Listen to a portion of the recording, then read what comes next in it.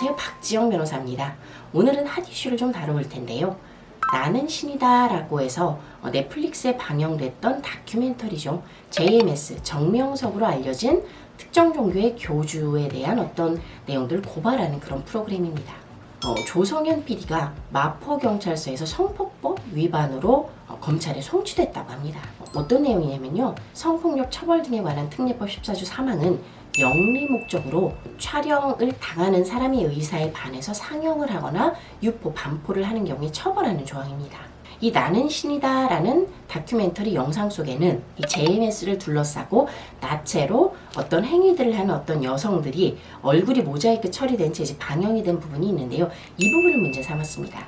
JMS 측에 따르면 이 영상 속에 나와 있는 2명의 여인의 진술을 얻어서 고소를 했다는 걸 보니 아마도 반대했던 2명이 있었던 모양입니다. 송치가 된 부분에 대해 좀 이해가 안 되는 게요. 일단 영리 목적인지 여부가 좀 전 불분명하다고 보여지고요. 100번 양보해서 이것저것 다 성립한다고 한들 정당행위라는 위법성 조각 사유가 있습니다. 즉 사회상규에 반하지 않는다. 왜냐하면 공익적 목적이기 때문이죠. 이 나체 영상은 얼굴을 가려서 특정이 쉽지도 않았을 뿐더러 굳이 나체로 이 자극적 영상을 냈던 이유를 조성현 PD가 모두 설명을 하고 있습니다. 왜냐? JMS 측은 처음에 이 영상이 오픈되었을 때 편집이 있었다, 조작이 있었다. 그런데 내부에서 직접 촬영한 자료라는 게 밝혀지자 이번에는 속옷을 입었다 등의 이상한 변명들을 하게 됩니다. 이런 변명을 더 이상 하지 못하게 하기 위해 나체의 영상을 고스란히 드러낼 수밖에 없었던 어떤 공익적인 이유가 있었던 것입니다.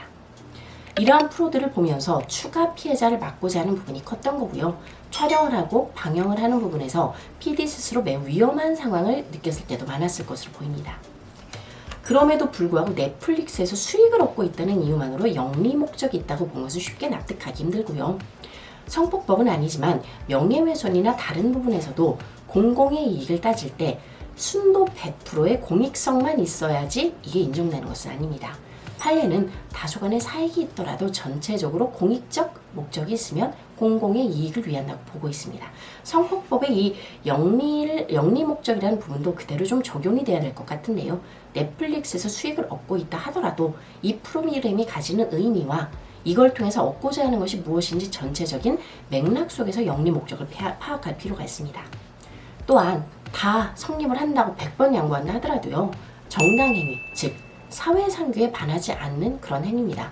만약에 이런 부분들이 전부 법에 저촉된다고 본다면 향후의 고발 프로들은 PD들이 전부 전과가 가지고 있는 상황이 이제 많을 수밖에 없습니다. 특히 이런 성적인 부분을 고발하는 부분들은 있는 그대로를 보여줌으로써 피해자를 막겠다는 어떤 공익적 취지가 있기 때문에 이런 부분은 다시 판단을 해볼 필요가 있습니다. 또한 더욱 중요한 건요. 이미 앞서서 여러 가지 판례들이 나와 있습니다. 일단 이 나는 신이다가 방영되기 전에 JMS 측은 방영금지 가처분을 내렸지만 법원은 공익성을 이유로 기각을 했죠. 법원의 판단도 공익적이다라는 판단입니다. 그 당시에도 이 영상 속에는 이 나체 여인들이 그대로 있었습니다.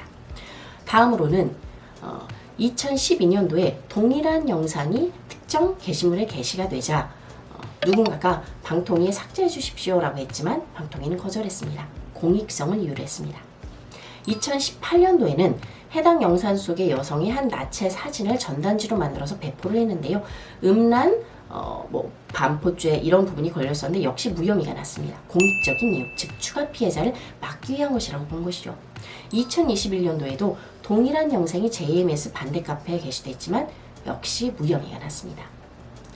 마포경찰서는 왜 유독 다른 결정을 내렸는지 의구심이 듭니다. 추가 문의사항은 연락 주시기 바랍니다.